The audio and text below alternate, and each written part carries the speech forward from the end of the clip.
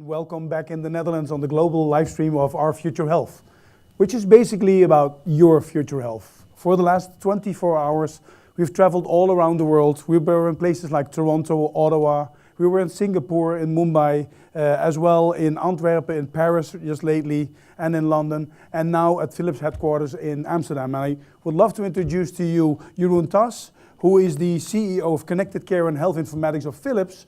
And together, Jeroen, I think it was like 7 months ago, we've agreed on when this party joins and goes all around the world, there will be no better place to wrap it up as at Philips. Yep.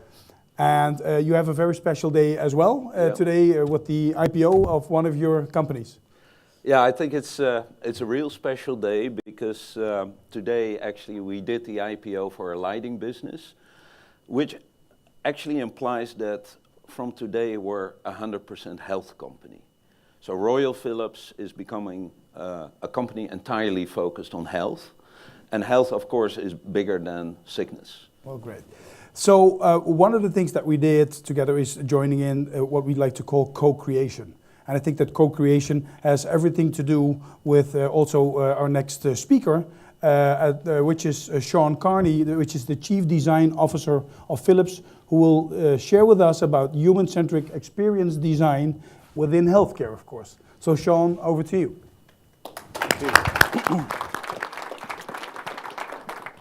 Thank you, Lucien. It's really great to be here. As Lucien just said, I have the very fortunate position of Chief Design Officer for Philips. And what I'm going to talk to you today about is how we're trying to make sure that as we see all this new technology coming together, as we see all the possibilities of all these new connected devices, that we don't lose sight of what's important. And what's important really is the patient, is the human being that we're trying to help live a healthy life or to heal in the case that they have a sickness or an illness. Now, we have a great history in Philips. We've got a 125-year-old company, and we've got 90 years of design within that company. And we've done some great innovations throughout those 90 years. Now, the approach we've taken as we've innovated through those years has been a very quite traditional approach. It's very linear. It looks something like you can see on the slides right here with me. You know, somebody somewhere will come up with a great idea. That's that light bulb moment. And that initially, with Philips, of course, was the case. It was literally a light bulb. But then it may be that we have technology which is emerging, some new materials or some new physics that we've discovered that can also be a trigger for new innovation as well.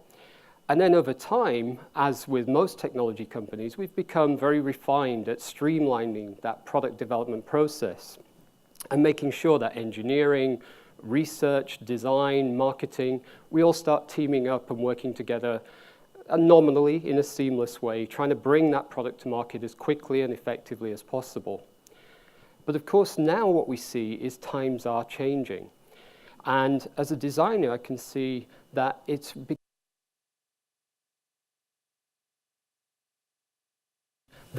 becoming increasingly important that we start to look at new models for innovating as well.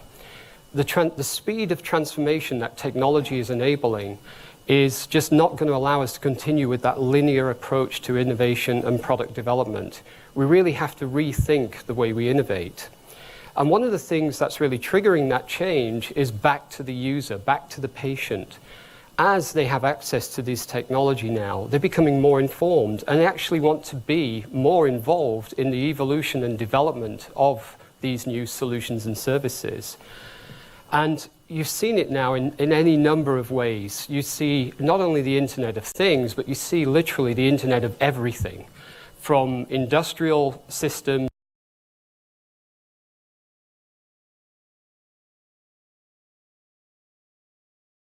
that there's actually a wealth of data being generated from any number of different locations that we can actually leverage in order to make more meaningful innovation.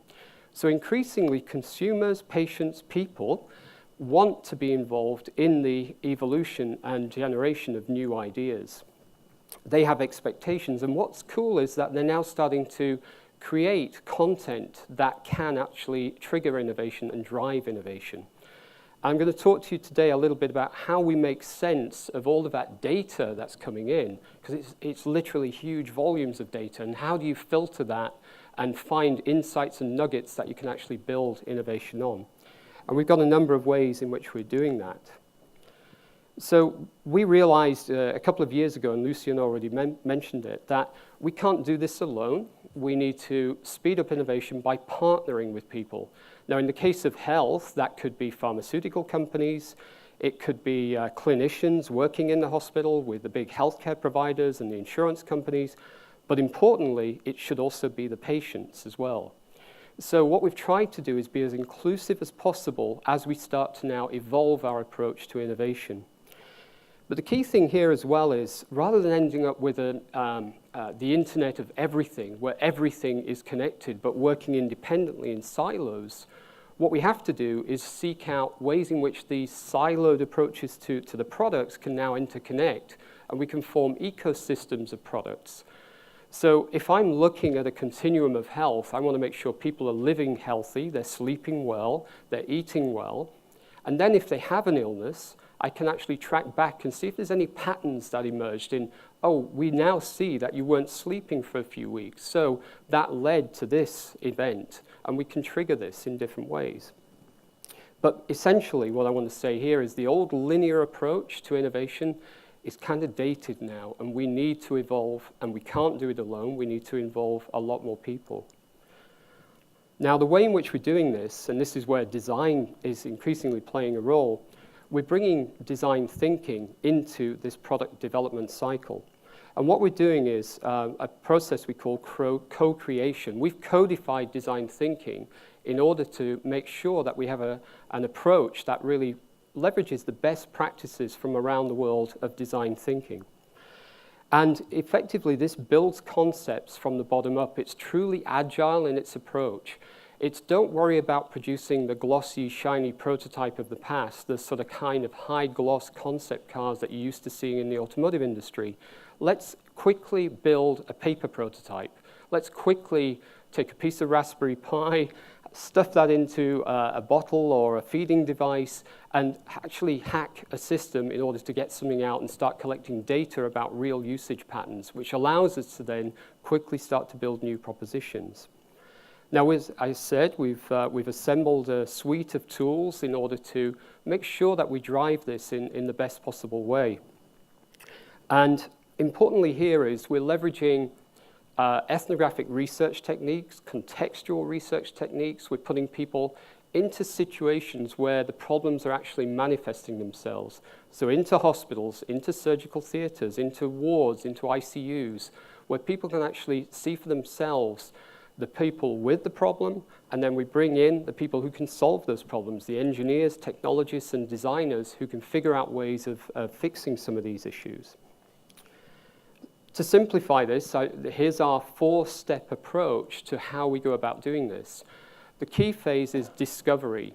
And what we often find when we're co-creating with hospitals and clinicians and patients, the answer to the problem is already there. We already did research. The technicians who are operating our imaging equipment already have evolved workarounds for some of the challenges that they see. And this discovery phase allows us to get all that knowledge together and understand how we can now speed up our innovation process. But as I said before, the danger we suffer from here quite often is we get an overload of information.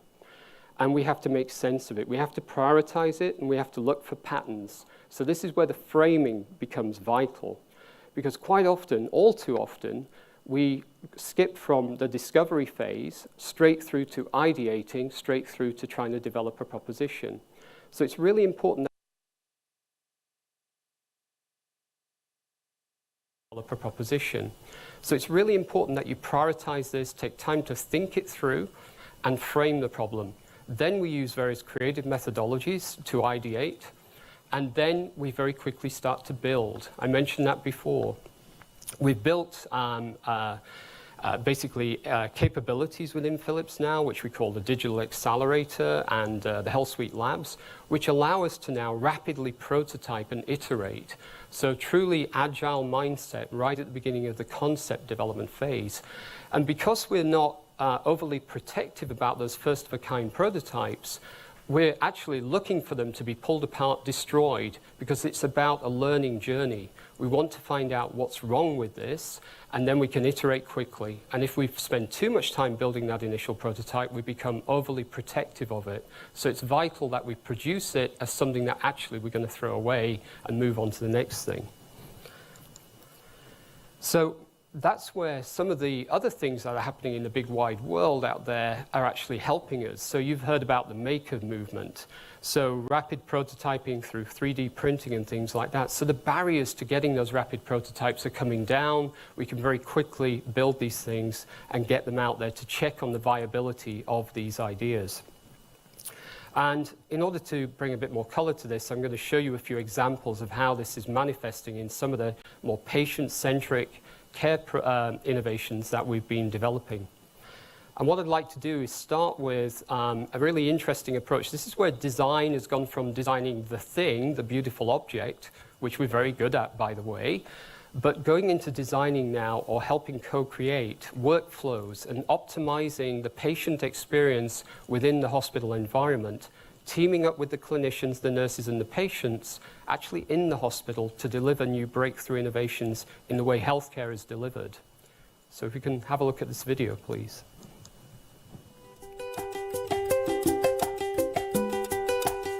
We knew we always needed to do something down here. It really hadn't been renovated in about 12 years.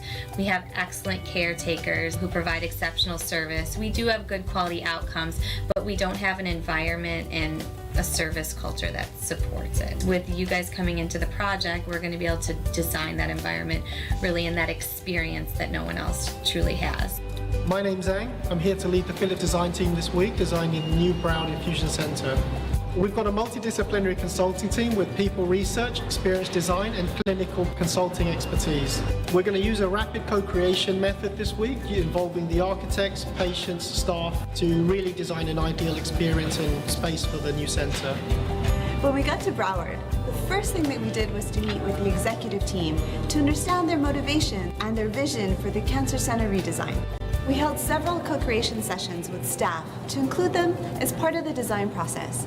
We wanted to benefit from their experience and ideas, and ultimately give them a sense of ownership for the new center. I'm just amazed at how they've just been able to figure us out and get it all put together so quickly in such a short amount of time. Here we had a session with the clinical staff. They were looking at the initial architectural plan, and they were actually telling us what were the problems and issues with their new design. In this service design session, the staff ideated with us what a better service experience would be for the patients, and we rapidly captured their ideas into sketches.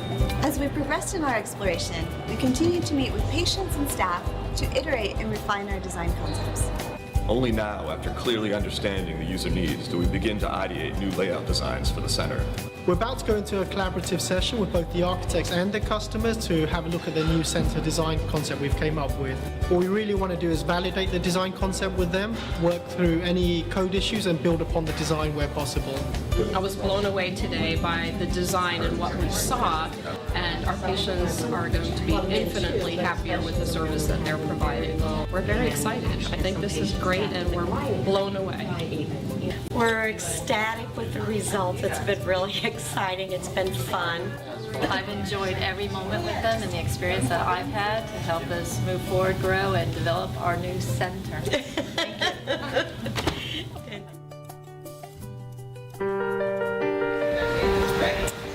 Really, we have been blown away with what we've been able to put together through that initial concept, design, and through the building phases. And what we've been able to deliver to our patients and families is that natural healing environment that we set out to build at the beginning of the project. And this really translates to compassionate care at the bedside with patients and families. And we just could not be more pleased with the end result. Integrating our design experience with our performance improvement and clinical capabilities has resulted in not only a world-class facility, but also one that is operationally efficient and has increased workflow. All of the patients are absolutely thrilled with the new scenario and their individual cubicles. We've redesigned the flow in this department so the patients will always be within view of the staff. Our customer satisfaction scores have improved to 100% in the last 2 months, and we've done a great job at the ambience of the center has really helped us to improve our customer experience. So it's been 8 months since our beautiful center has been opened, and we just could not be happier. You've really shown us what our patients wanted, and we were able to deliver. So thank you. So I think that's a nice example. A nice example. You see the staff, the clinicians, the nurses, who often feel they're not getting heard, and they've actually found a lot of workarounds, the physical environment and the clinical workflows that they have to work with. And once you just sit down with them, start co-creating with them, often the ideas are right there in the room. And importantly, if you get them now talking to the patients, talking to maybe the relatives of the patients, the people who are experiencing the delivery of that healthcare, it's a wealth of ideas. We just don't often take the time to listen. And that's one thing that we're doing increasing with this healthcare transformation design activities that we're doing. And of course, we're working across a broad spectrum of healthcare environments and situations. So there you saw the, an area around oncology. We're working in cardiology. And one that really is close to my heart is this one, which is neonatal intensive care. So what could be better than helping those first few moments of a baby's life? And we believe that design and technology can really come together to improve the quality of care in the neonatal environment. Now, one of the issues we face when we start to innovate by going into today's hospitals, today's situations, is that it's often difficult to envision how the future will look. If we're not careful, we end up with very small, tiny baby incremental steps. And what we believe is that the technologies and trends that are coming our way will enforce that we need to take more fundamental steps in the way healthcare is delivered. So what we do is provoke the business and provoke the patients and the hospitals. Here we've created a concept car, if you like, for the neonatal intensive care unit of the future. And what we've done with this is build it into a physical environment and bring leading neonatologists and pediatric care specialists together in this environment where they see state-of-the-art cloud-based technologies in a new care setting, which is all around the delivery of care to that premature baby. At the moment, you put a premature baby in a glass box, you cover them in electrodes, you bombard them with light and noise and sound, and you overstimulate that baby. It should be still in its mother's womb, but it isn't. It's now getting overstimulated, which can lead to problems later with developmental issues. So here we take care to really make sure that we shield the baby as much as possible and focus on helping that baby get better. Now, this isn't just creating a vision of the future. This is actually helping influence care today. In bringing these pediatric specialists and neonatologists together, we're already redesigning neonatal facilities around the world today, and some of these findings are being implemented as we speak. So it's not only about the future, it's also about bringing that back to today. Final example I'd like to share with you is another one where we've challenged on innovating not only on a product level, on an experience level, but also with our business models as well. This is a software as a service proposition. And basically what it's about is bringing our ultrasound capability, our imaging capability, into the hands of primary care settings. In this case, we combined this new cloud-based ultrasound, which operates on your tablet, on your cell phone, remotely, because everything's living in the cloud on our Health Suite digital platform. And we combined it with our mobile obstetrics monitoring software to deliver point-of-care solutions. So a midwife now can actually see what's going on as she's dealing with a pregnant woman. Now, we did our beta trial in this case in Indonesia with 1,000 pregnancies, 1,000 pregnant ladies. We tracked those pregnancies, and at the end of that beta trial, there were 40 babies that were now living that would probably have otherwise died. Now, if that doesn't move you, what will? Because, you know, at the end of the day, if you're saving babies, it's tangible. I mean, who wouldn't want to be doing that? And when you're doing it as part of a beta trial, that's just incredible. So it's highly motivating and inspiring for us as designers, the technologists. Everybody wants to team up to deliver these solutions. And of course, this is part of our mission at Philips. It's about influencing the lives of 3 billion people. We're already nudging 2 billion, so we're on our way. But we know we can't do this on our own. We really need to team up across the healthcare settings, the healthcare providers, clinicians, pharmaceutical companies, and technology companies if we're really going to do this. So I invite all of you, whoever you are, wherever in the world you are, to approach us, to team up with us, and find ways in which we can really accelerate change in healthcare. So thank you.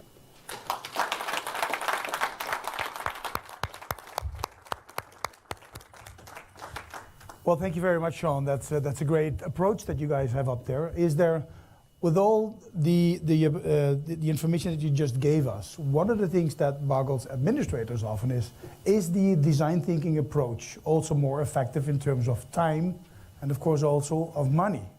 I'm the guy that not talks about much about money, but let's elaborate a bit on that. It's a really good point, because we can be very focused on the patient, on the clinicians, the people in the hospital environment, but if we don't tick the box with the CFO and the CEO of a healthcare provider, then they're never going to experience these solutions. So one of the things we do is we have what we call a C-suite workshop. So we pull together the executive team from Philips and the executive team from the potential customer, the hospital, and we run a 2-day co-create design thinking workshop where they share their vision and their ambition to grow their facility, their healthcare system, and we share our vision from a Philips point of view. And then we find common ground and basically help drive to a potential solution.